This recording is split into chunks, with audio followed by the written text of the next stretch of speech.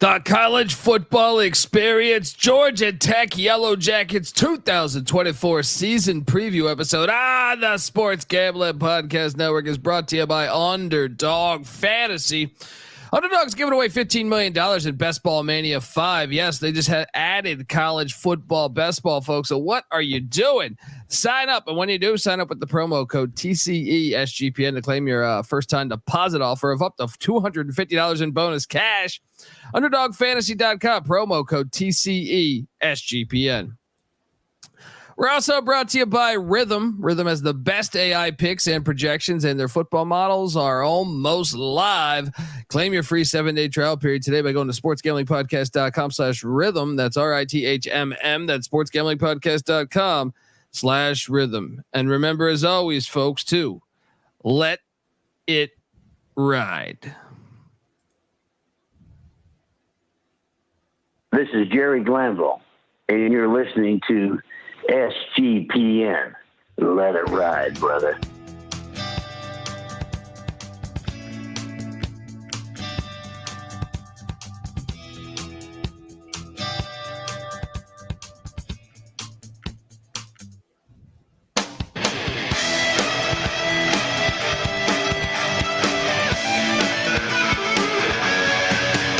Yes, yes, yes. Woo!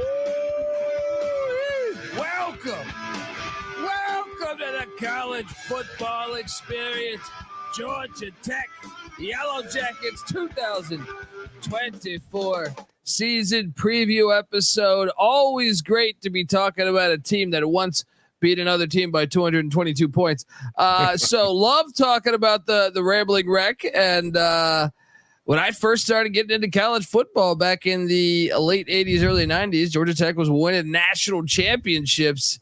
And even after that, George O'Leary had them going pretty damn strong there in the late 90s, early 2000s. And then Paul Johnson, the great Paul Johnson, running the flex bone. We need the flex bone back in college football.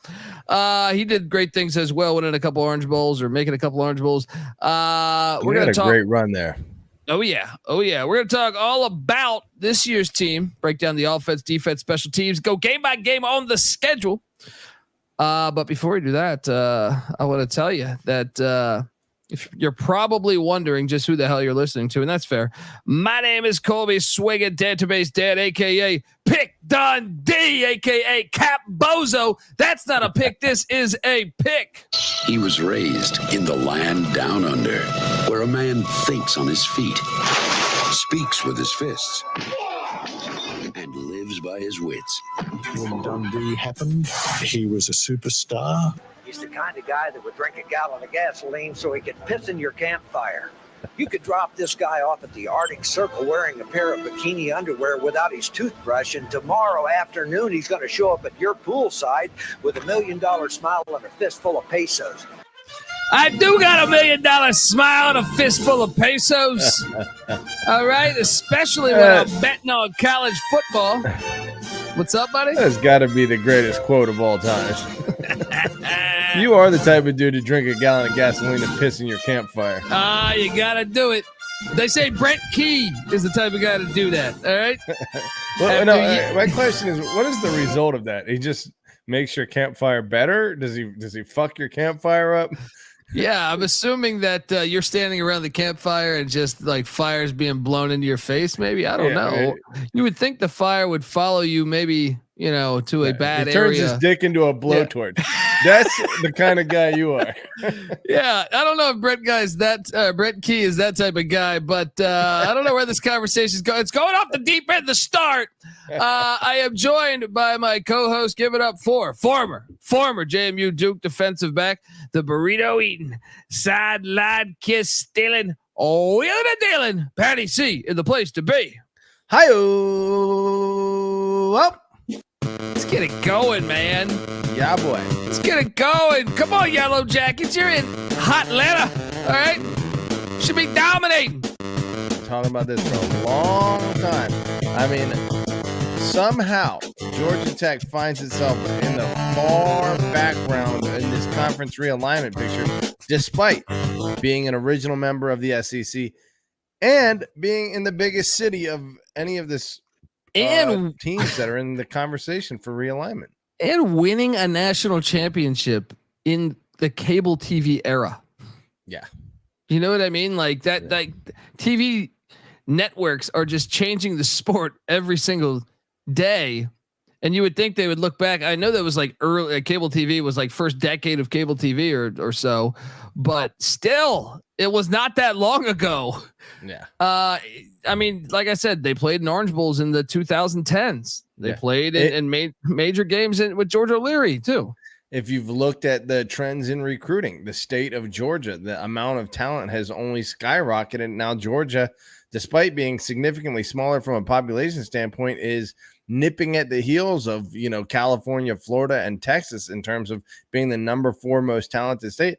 Look, I hate to say it on this podcast, but look at the Georgia Bulldogs. They managed to put a fence around the state, and lo and behold, that's kind of all they really had to do to establish themselves as the premier team in college football. Atlanta is probably the most talented city in the state of Georgia, obviously. Just put a fence around Atlanta and you're going to be a nationally relevant team. And they've been that, maybe with the exception to like their first, couple seasons, but like you look back 1901 undefeated season, 1905 undefeated season. One loss in 04, by the way, but then it jumps to undefeated season in 1915, undefeated season in 1916, undefeated season 1917 with John Heisman as your fucking head coach, right? One loss in 18, one loss in 1920 and 1921, right? One loss in 27, undefeated in 28. Patty C. Then they go through a little gap, but they still have some winning seasons. Then 47 in 1947, they're 10-1. They win the Orange Bowl, right? 51, they're undefeated. 52, they're undefeated. Yeah, one loss in 55. Rolling. One loss in 55. One loss in 56. All right. 1, 2, 3, 4, 5 straight years under Bobby Dodd did they win a current New Year's Six game, whether that be Orange, Sugar, or Cotton Bowl. 6 straight years of winning those bowl games. They had a 9-win season in 70 with Bud Carson. All right. You could go on a 9-win season with Bill Curry in 85. And then Bobby Ross wins a national championship in 90, 11-0. Right. And then George O'Leary, 10 wins in 98, 9 in 2000. Then, once we get to Paul Johnson, he wins 11 in 2009. They lose the Orange Bowl, but then they win the Orange Bowl in 2014. I just don't understand it. This program should be rolling. People tend to forget, but I hate to say it. I tend to forget, what this program should be at, certainly what they're capable of, like we just reviewed. As a Virginia fan, I can tell you that the horrors that Georgia Tech has, bestowed upon our poor university there. Georgia Tech is what should be a powerhouse program. Unfortunately, they've fallen off. I don't know if it's the academics or the circumstances as it is, but they just haven't been able to get it going. It's easy to see a tide turn. Well, Brent Key got him his first full year as a head coach. He got him to a bowl game, and they won the bowl game. We're going to talk about that in a second. But first, I want to tell you, you are listening to the College Football Experience, part of the Sports Gambling Podcast Network. The Sports Gambling Podcast just launched their 32 team NFL preview. They're basically going team by team, dropping a preview. And as a bonus, each team preview will include a code word. Submit the 32 code word phrase, and you could be the lucky winner who gets a $500 NFL Circa future bet. Subscribe wherever you get your podcasts and the SGPN app, which is free to download in the App Store and Google Play Store. All right, back on the College Football Experience, talking Georgia Tech football. Where you at with Brent Key? Nice first year. He was the interim after they fired Jeff Collins. It feels like he's been there for a lot more than 1 year. Obviously, he kind of has, because it's really his second year kind of at the helm, but only 8 games his first year. So this is his first full off season and season, or I guess last year was. And 7-6, a great start there.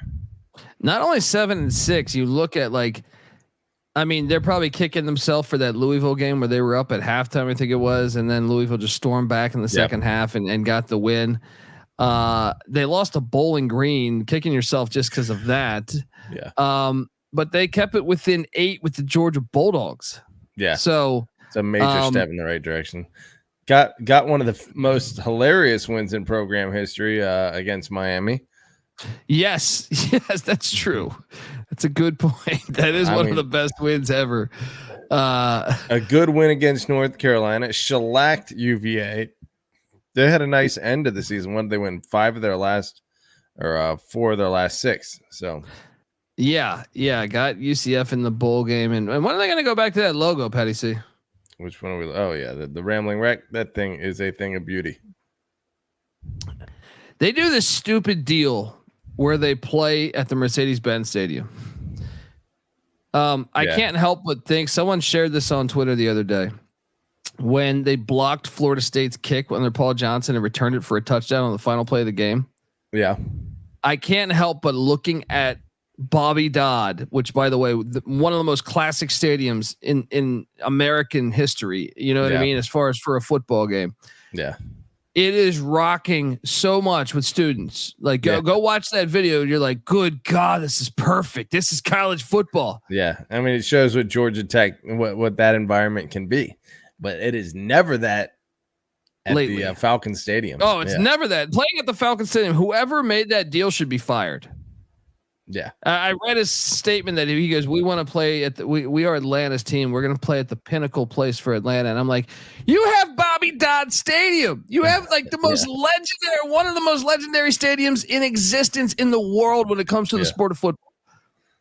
Yeah. The Mercedes-Benz Stadium is what, like, that'll be gone in 20 years, dude. If that, at this rate, that's what I'm saying. Like the NFL, they just like, what are we doing? And you ruin your home edge. You're taking away a natural home game. That was a like, I want to say that was like 55% Louisville fans there last year.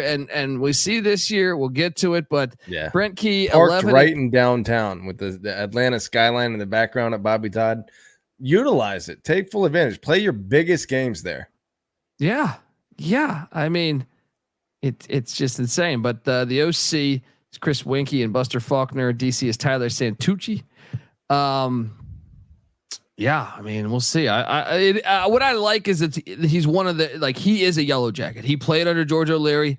I love that angle. I always hopes that works. You know, sometimes it doesn't work, but I think it's an encouraging first year considering how bad they were under Jeff Collins.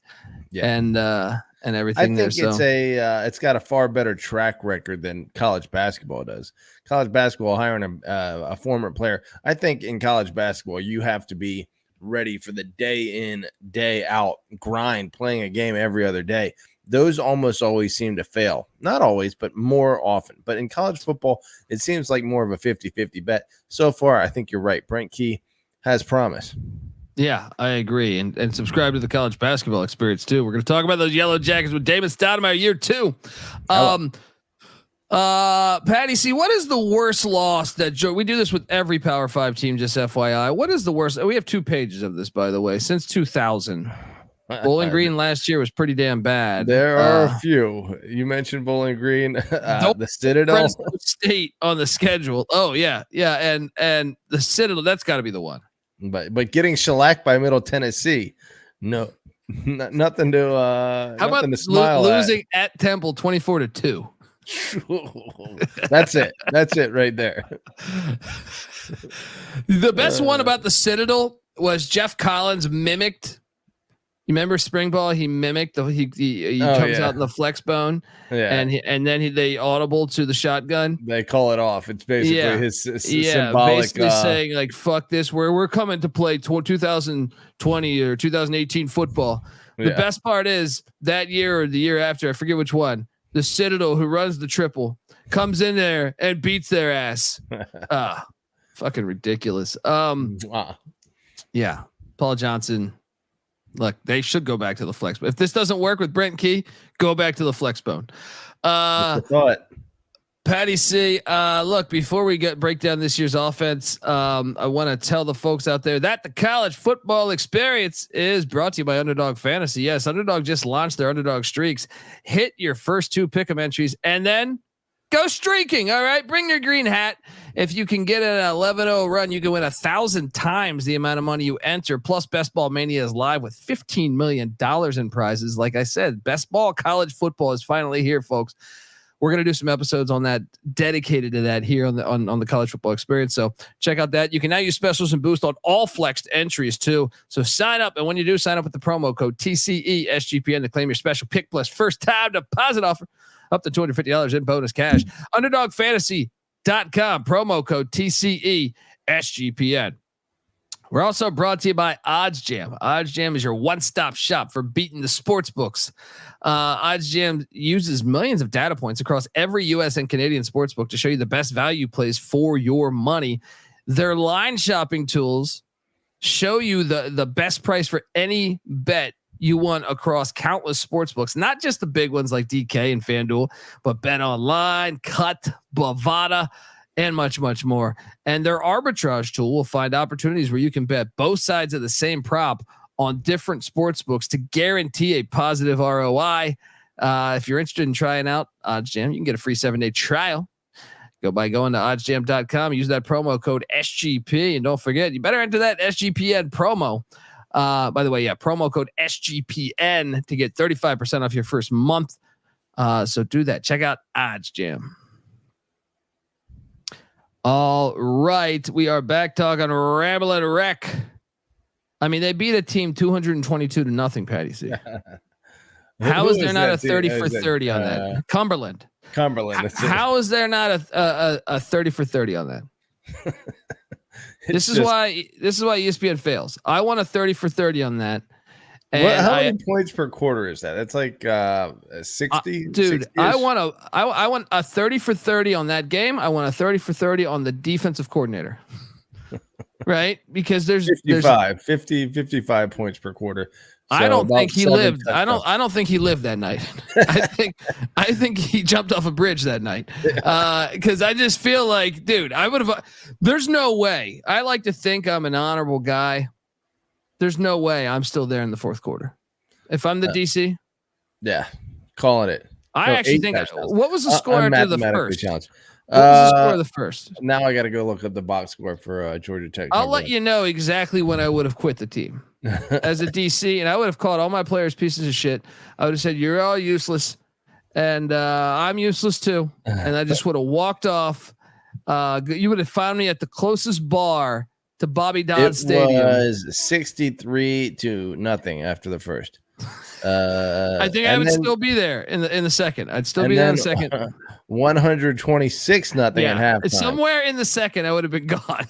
Somewhere in the second. By the time you're hitting in the 90s, where's your threshold? Where would you leave? What number would you leave at? Dude, I'll tell you what. Having coached a little football and going down like a lot in the first quarter to a good team, it's pretty quick. It's pretty quick. We're like, but man, 126 at halftime. No way. I don't. There's no way I make it to halftime. Coaching, our coaching did a horrible job. The players did a horrible job. We got our ass kicked. I would be like this. Yeah. He felt like shit afterwards. Everybody booing the shit out of me. Understatement. I would be gone, and I'm not even like being sarcastic. Folks, I do want to say that the offense was surprising. You look at these numbers: 42nd in the nation, top 50 offense. Chris Winkie, he was 35 when he was a freshman at Florida State. He was the original. Yeah. I remember the guy for like Texas that played linebacker in the 90s that actually had ran out of eligibility at a different school years before and made false documents and shit to get to Texas. He was like 30 years old, but like just wasn't good enough for the NFL. I'm not gonna lie. I still have that dream every now and then where I'm like, I'm playing high school football. And then I realize I'm like, you're 40 some odd years old here, but and then that's when I wake up. But and that must be what that guy's going over. Just going turn it off. Chris Winkie, though, definitely 76 years old in his first year as an offensive coordinator. Look, they were 48, but he, you know what? He was good. 42nd, top 50 offense, 4th in the ACC, 34th in yards, 3rd in the ACC, 66th in passing, 7th in the ACC. And who knew Chris Winkie was a pound the rock type of guy? First in the ACC, 12th nationally in rushing the ball, basically 204 yards a game. Woo. You know what the most stunning stat of all of it is Haynes King rushing for 737 yards. That is unbelievable. He's got to be like a top 5 rushing. I don't get it. Cold, but they're counting. Yeah, I mean, it is. You're right. The rushing stats blew. I had to recheck what I was writing. I made these slides, youtube.com/the college experience. I was like, no, this. I gotta have read that wrong. Right. Let me try a different website. Yeah. To be fair, Haynes King at Texas A&M in 2022, the year before, in only 6 games, had nearly 200 rushing yards. That dude is low key like Vanilla Vic. They were high on him in A&M, man. So it was a nice get in the portal, and obviously he enters his junior season this year. They bring back 7 starters on the offensive side of the ball, Patty C, and their kicker Aiden Burr. But Haynes King is back. Jamal Haynes as well. A lot of Haynes on this team, but Eric Singleton, I was really impressed by him at the wideout spot. Also Malik Rutherford back at the wideout spot as well. 3 of 5 back on the O-line. The O-line that was damn good a season ago, Patty C. Yeah.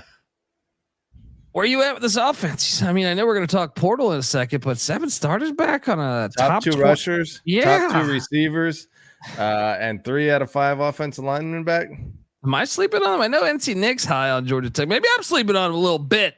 Hey, and when we say 3 out of 5 offensive linemen, having like looked around, I feel like they have even more starting experience than that. I don't know if all those guys were starters, but I feel like at least all 5 dudes have north of 20 starts at some point in their career, depending on the publication. So I think they have one of the most underrated offensive lines in the nation. And then you bring all that other production back. I think this offense could go this year.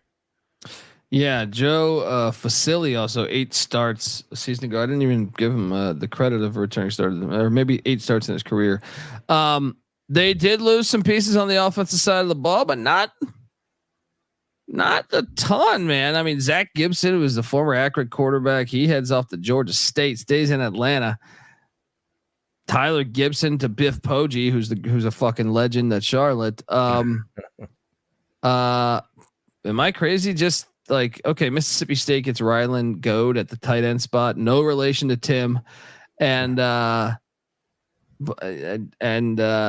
sorry, no, that was an addition. I'm sorry, geez, I can't read.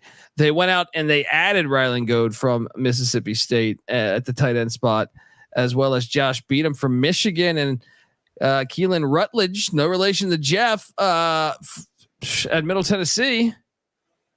What do you think of that logo there, Patty C? Should they merge that? Should that be on the helmet? It's a little bit busy, but I like it. It's swaggy. Will this offense be better in 2024? I think so. Although again, it's going to be tough for Haynes King to replicate at least those rushing stats. Passing wise, what did he do last year? At 2,800 yards passing, 27 touchdowns, 16 interceptions. Let's hope he can get that interception rate down, because that's not 16 picks is a lot in the modern age. Yeah, but I do think the offense should be, at least on par with that. I know the schedule's a little harder.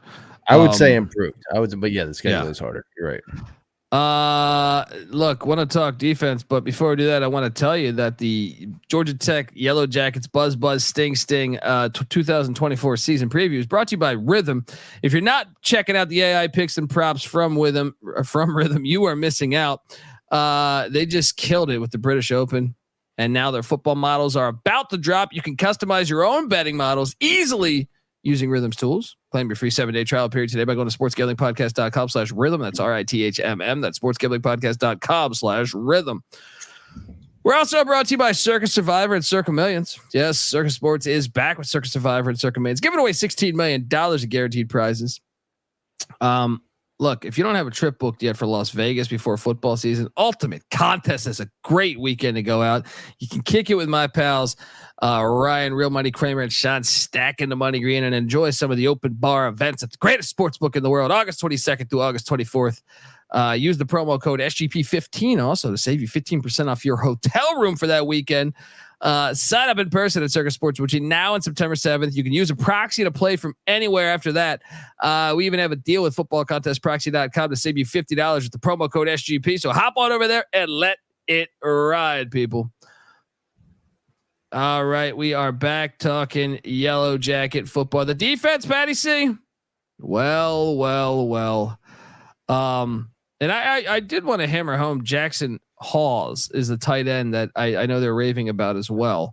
Keep an eye out for him. Both those tight ends. What, 9 catches at, was it Yale last year? Yeah. But 6'5", 255. Go watch the spring game. Yeah. Okay. But they got a bunch of fleas at receiver. I'll say that.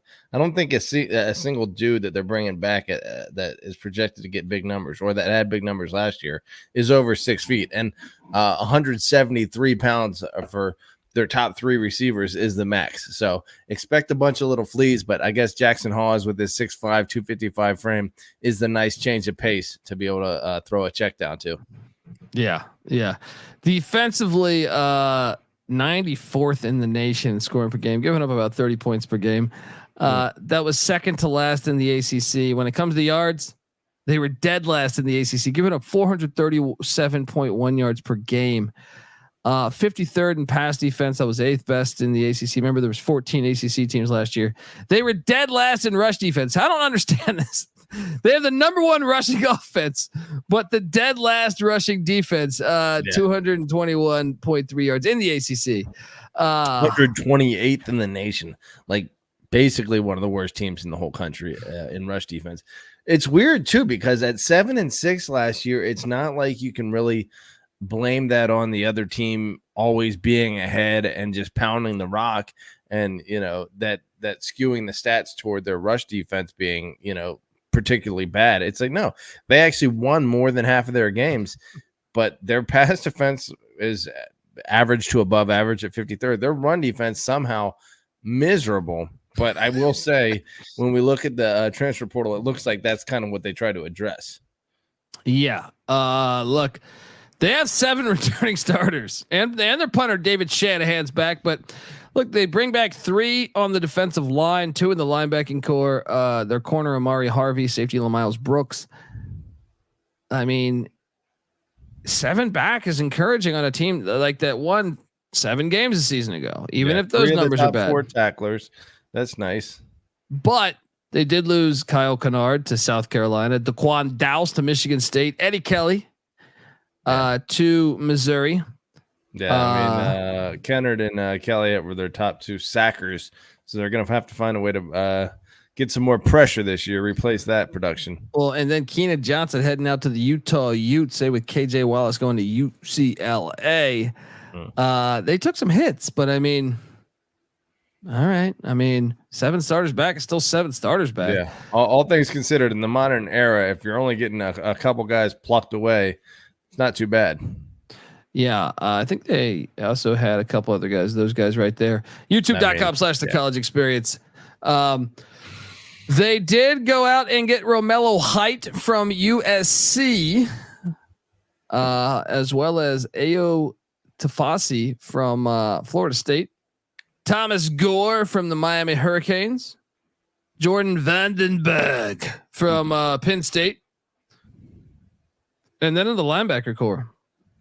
The linebacking core, that is. EJ Lightsey from Georgia, the Bulldogs. That's disgusting. I mean, yeah, you're gonna go play for the rivals. You're gonna you can go anywhere. The fuck is that? And that's where you end up going. I think it would be a little more disgusting to go from Georgia Tech to Georgia than it is from Georgia to Georgia Tech. It's just right now, but dude. before Kirby Smart, Georgia Tech had won a national championship way more recently than Georgia, right? Yeah, it doesn't sound like good old fashioned hate if you're ready to jump from one team to the other. You would never if you really, really hated the other team. But bringing the EJ Lightsey from Georgia, and same with Jackson Hamilton from the Louisville Cardinals. Also brought in Warren Burrell from the Tennessee Volunteers and Jaden Davis from the Cincinnati Bearcats. I mean, you think this defense will be better this year, Patty C? Just another year in his system, right? I mean, Brent Key knowing what he wants to do. I know he's, I think more so of an offensive guy, but this is what we need to look at is the defensive additions right here with the, like you mentioned, 4 on the defensive line and 2 more in the front 7. I think that is his attempt to address the miserable rush defense that they had. And so, I don't think you can get any worse rush defensively. And then I think that means you're probably going to improve a little bit. The win total sitting at 5. What do you think of that old logo? Little wasp. It's less impressive than the others. Doesn't look as vicious, right? It's just floating around. It's like, it's, I don't know, buzzing around. More like a flea. Looking for some scattered ass. But look, the win total is sitting at 5. Now, this is interesting because the over is at -120, the under is at +100. So basically, Vegas saying we think 6-6 is more likely than 4-8. However, we have them at 5-7. They're +7,500 to win the ACC championship. They're +8,000 to make the 12-team playoffs. Now, when did you look at this number? Because I thought I saw 5.5. Really? I looked at this 5 number. makes more sense, I think. Let me double check, but I believe I looked at this about 3 hours ago. Maybe we're just looking at different books, but so Vegas is leaning more towards 6 wins than 4 wins, is what you're saying. At a glance, I'm tempted to agree with that because I think this team is moving in the right direction, and 4 wins would be a very disappointing season. Flat 5 -120 to the over, under +100 over at DK right now.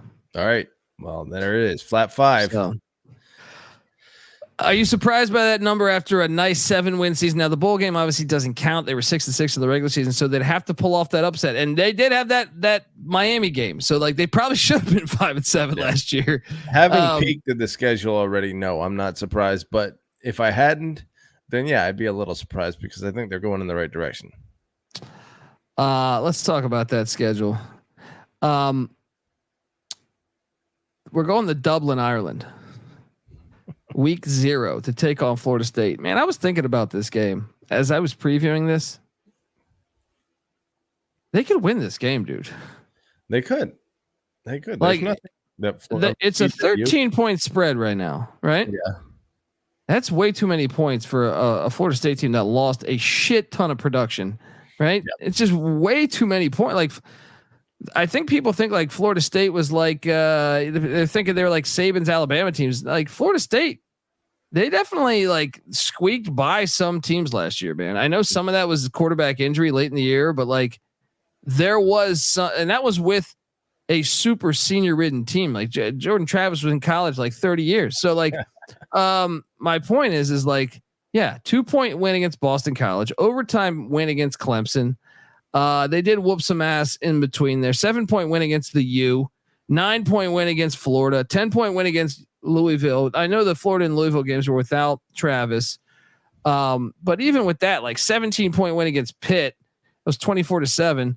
I don't know that I'm ready to put them on this pedestal of like just 13 points better than Georgia Tech's returning a shit ton of production, whereas Florida State's breaking in a ton of new starters. I think it's too many points. I think going across the sea, I think Florida State's fans probably travel pretty well typically to relatively close ACC schools. You know, going as far north as North Carolina, they probably bring a decent crowd to. So they're not at such a disadvantage on the road. This is a true neutral. This is the truest neutral site game you could possibly I don't know. It's not that far from Saudi Arabia. The people in Kuwait will they'll be showing up. Florida State, aka Saudi Arabia State. I think the people in Kuwait they have a vested interest. So to show they up, got a lot of money riding on Florida State. So did they fly direct from Kuwait to Dublin? That's right. I mean, they're all flying their personal oil money planes over there. That's true, man. That's very true. I got them. I'll put 0-1, but I the more I think about it, the more I think this is going to be a game.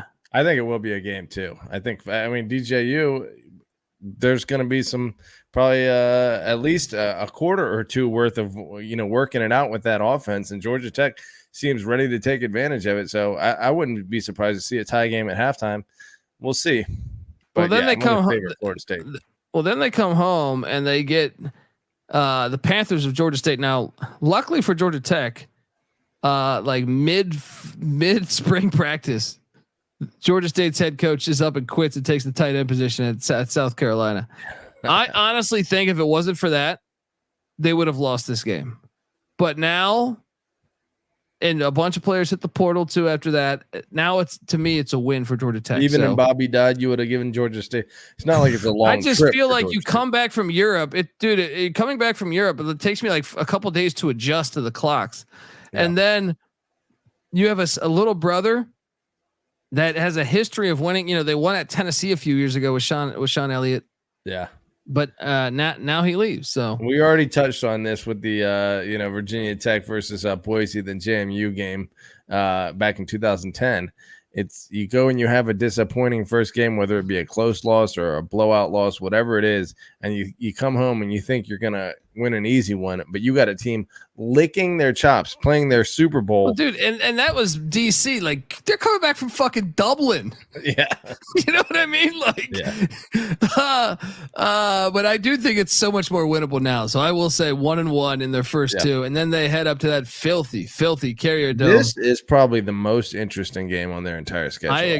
I agree, dude. I have a hard time with this. You got Kyle Honda McCord, who's now transferred after losing one game at Ohio State, after everyone saying you're not good enough. Yeah, because he lost one. Your fucking 11-1 game. record isn't cutting it. Oh man, see, you know what's crazy is I had really done a deep dive on Syracuse, but I've never seen Fran Brown coach a game in his life. Yeah, because he hasn't as a head coach. But a lot of question marks, but I mean, a significant home field advantage. I was leaning like Q's by. If I was to set the line, Q's minus 1.5. Based on head-to-head on a neutral site location, like say DC or like Maryland or even Philly, I would still lean Georgia Tech by a little bit. Up in Q's, I think I'm with you. I think I got to lean orange. So 1-2. Yeah. And then the key debts, Danny Rocco and VMI coming to town. Check out the FCS college football experience. 2-2. They break even there. Yeah. Yeah, I'm with you. Then they head to it used to be Papa John's Stadium before his racial remarks. Now we call it the Shack because Shaquille I think it's called something else. But Shack, Shaquille O'Neal came in. Now he owns that pizza company. Can we talk about Shaq's just dominance on?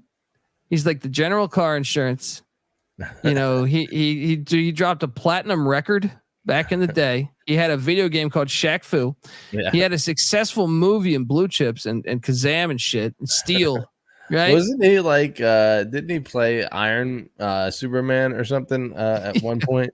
He's like a comic book star. That's what I'm saying, dude. He's a cop. He's like got a fucking badge in Louisiana. Absolute marketing giant. Dude, he has he's a DJ. He's a fucking DJ now. Like we went to his party. Me and Sean and Ryan went to his party here in LA. Right? You gotta hand it to the dude for taking advantage of like the royal flush he was handed in life with that body. I could just picture a phone call. It's like, we got this racist pizza company. We got to do something with this. I could dominate a pizza company. All right, let me get on top of that. Right? They're gonna lose though at the Shack. As much as I want the Shack to keep, they're gonna lose at the Shack. The Shack's gonna keep rocking. 2-3. 2-3.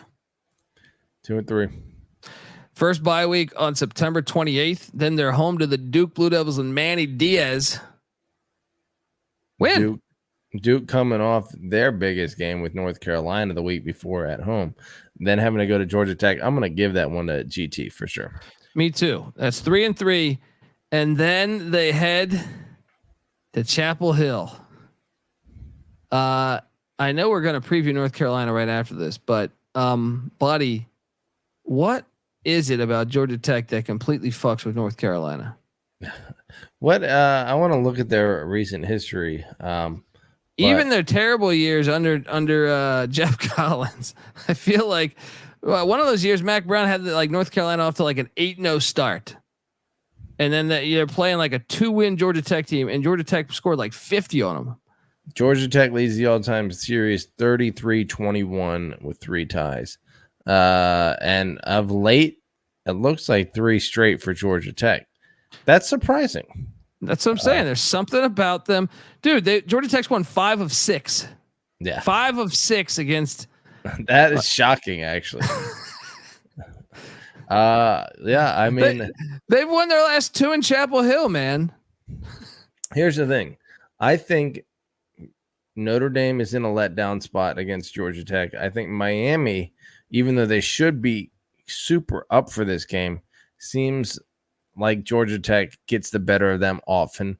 I think Virginia Tech's a really hard game for them, even though I feel like traditionally they've done decently against Georgia Tech. I think they might get 2 out of 4 in that really tough 4-game stretch right there.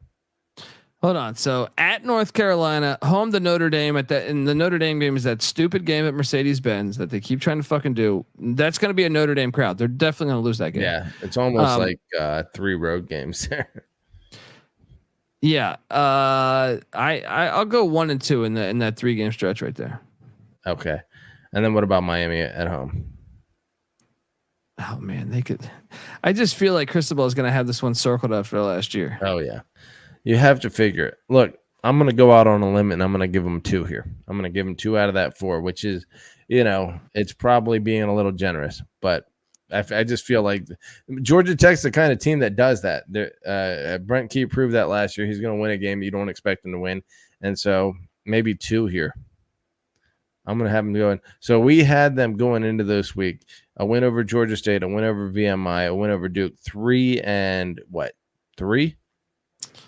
3 and 3. We had Georgia State, VMI, Duke. Yeah, we had them, and the losses were Syracuse, Florida State, and Louisville. They were 3 and 3. They beat Carolina. They go 4 and 3. Lose to Notre Dame 4 and 4. At Virginia Tech 4 and 5. Home to Miami. I guess I'll join you on this 5 and I don't know. No. 4 and 6. 4 and 6. They get a bye week on the 16th of November. Then they have a Thursday night game against NC State, and I do buy into Thursday the night chat. in Atlanta. The chat was talking about this, that the Pussy Pack will lose this game. Watch, they're gonna be like NC State's gonna be in a position to win the ACC, and this Thursday night game is going to fuck their season up. Well, this is kind of what Georgia Tech is specialized in, is screwing very good ACC seasons over. I'll say 5 and 7. I mean, at Georgia to end the season, they're not going to win that, but 5 and 7, which the number is right on 5. I do think if you have to lean somewhere, they could beat Syracuse. You know what I mean? They could. I think yeah. I mean, honestly though, what did I have? I think I have them at 5 and 7 too. It's going to be tough though, because they could finish. Wait, you have them. If you have them beating NC State, I think you have them at 6, right? I don't know that I have them beating NC State. Okay. I feel like it may not be it may not make a ton of sense, but for some reason North Carolina, really Notre Dame and Miami seem like wins to me, and they're probably the 2 of the best teams on their schedule, but I just feel like they catch them in a great spot, and those are the type of games that Georgia Tech tends to win. But either way, in that last 6-game stretch, I think I only have them winning 2, and since we had them starting 3 and 3, I think I have them finishing 5 and 7. Me too. Yeah, but we can't. We look, the number's 5. We got to make a pick, over or under. I mean, worst case scenario, I still think Georgia State's a definite W. VMI is a definite W. I mean, I guess 2 and 10. if everything went wrong, but they're way too good of a team to do that. Although I think like 3-9 is the floor falls out for them. They're let's going to be get with honest. somebody. I mean, it wasn't too long ago. Obviously, COVID you kind of have to throw out, but not if you don't throw it out. 2019 3-9, 2020 3-7, 2021 3-9, then 5-7, 7-6. So it's only been recently that they've got back to a little bit of their winning ways. If they revert at all, then 3-9 is, you're right, it's probably closer to the floor. I still think that this team is going to be better than last year. The schedule is a little harder. I think 6-6 is more likely than 4-8. Yeah, but I do think 5-7 is probably the right bet. Yeah, I should note that Jeff Collins is the defensive coordinator with Mac Brown in North Carolina, so a chance to get the people that fired him, and Brent Key was on his staff, so they're a little compelling there in Chapel Hill. Yeah, that game will be fun. I'm gonna go over. I don't bet this. Just do not bet this game. Yeah. Like this bet is to me. And what is the best they could do, Patty C? How about that? The best they could do. I doubt they beat Florida State. I mean, they could, but I actually think it's like the best time to actually get Florida State. Sure, absolutely. With all those lot of new talent transfers. You know what I mean? I feel like that's probably, and you're on a different continent. Yeah. I feel like it's just a good time to get them if you're going to get them. We saw, what was it, Northwestern knock off Nebraska, and Northwestern went 1-11 that year. Yeah, exactly. You know what I mean? Like, I feel like if you're gonna get them, and who's more likely to party on the streets of Dublin, Florida State or Georgia Tech? Like leading up. I feel like Georgia Tech's a more Irish crowd. Maybe it's George O'Leary's past there, but I feel like they seem like they should be celebrating in Ireland. Yeah, maybe you're right there. I don't know. I feel like maybe Florida State. I don't know, but best case scenario is 8 wins to me. And I say they either score an upset against Florida State or Notre Dame. So mark one of those, right? Yeah, I don't think 4-1's out of that. I don't think 5-1's out of the question. I think if if they beat Florida State, they could be like 5-0. I mean, Louisville, I expect them to lose, but Louisville almost lost to UVA last year at home. Yeah, I mean that's what it is. It's like you have your superior teams in terms of talent, and really it's been Florida State and Clemson, and that's been it. And then once you get below that, like super 5-star pro, dominance in terms of recruiting and I guess recently transfer portal, then even if you're separated by like 10 or 15 or 20 spots in the recruiting rankings, it's still very marginal advantage in terms of overall talent. So I think all of these teams are pretty comparable on their schedule, and the fact that Georgia Tech has a lot of returning talent and some continuity at the coaching position now, if things break their way, it could be a really nice season. Yeah, I think 6-6. All right, so I lean over. Just don't bet this. I think this is one of the harder ones we've done this entire season so far. That's a really brutal between their 2 bye games, Duke, North Carolina, and Notre Dame, Virginia Tech, and Miami, and then to end the season with NC State and Georgia Tech. It's just a hard ass schedule. So I think taking the over is being very optimistic, but still they're too much better than 4-8 to take the under. So, well, and I'm trying to think about this right now.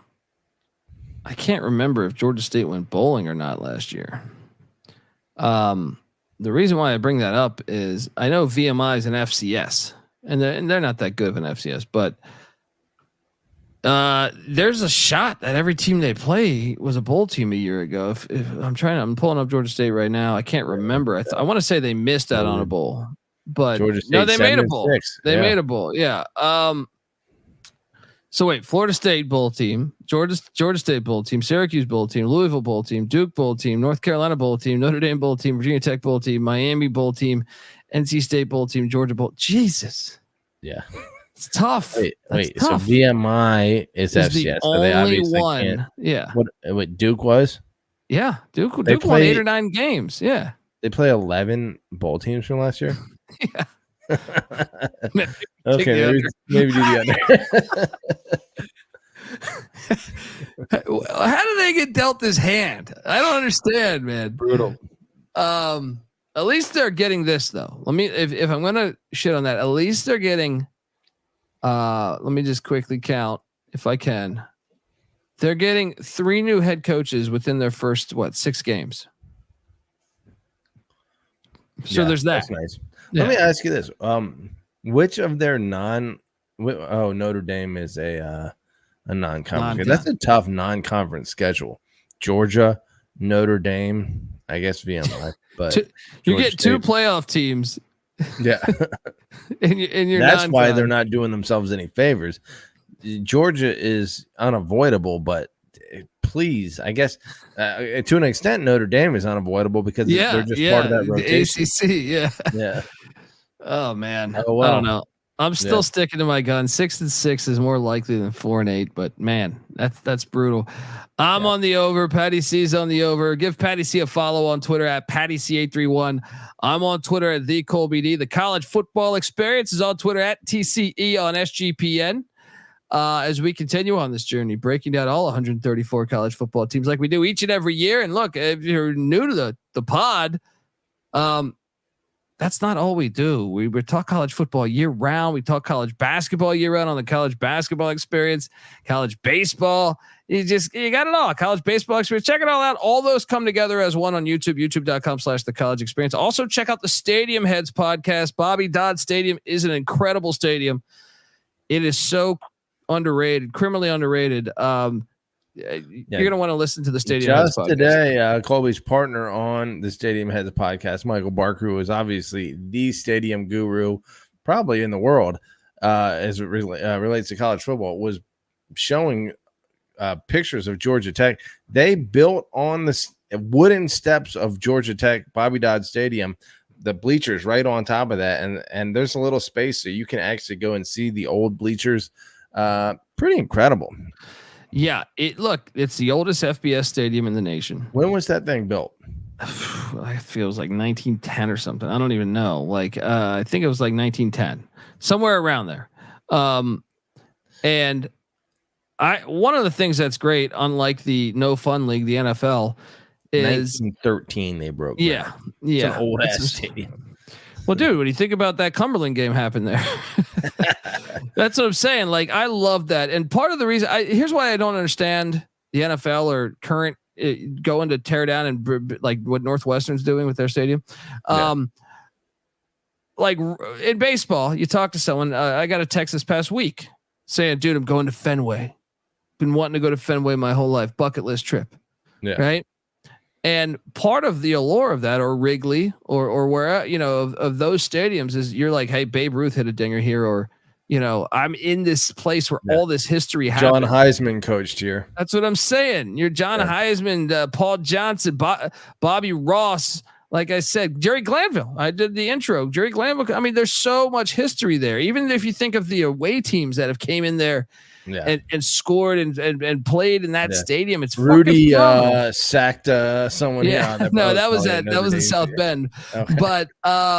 But no, you're right. I mean, there's so many historical spots and places and that have came through there. It's like these walls can talk, man. Bobby Dodd Stadium. We do a deep dive on it on Stadium Heads. We do a deep dive on all the college football stadiums. Georgia Tech also does an awesome job protecting and their image with the Rambling Wreck.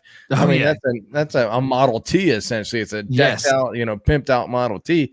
They are old school, like Floston, Atlanta, and I hope they can bring that style. I was hoping Primetime would come back to Atlanta and coach Georgia Tech. Unfortunately, he took Colorado, but cool in its own right. But that would have been so amazing if he was. They play next year, by the way. Nice. But Georgia Tech deserves a coach that can bring their history all the way back, and hopefully they get it soon, or hopefully it's Brent Key. Yeah, I like Brent Key. I hope maybe he takes a big step forward this year. We will be documenting it all as the season happens, folks. So make sure you check out the College Football Experience, youtube.com/the College Football Experience, the home for all of those pods. Check out the Sports Gambling Podcast as well. And we got the North Carolina preview coming up next, folks. This is the College Football Experience. Georgia Tech Ramblin' Rex style. You better start thinking about yours. And we out of here. Run and shoot.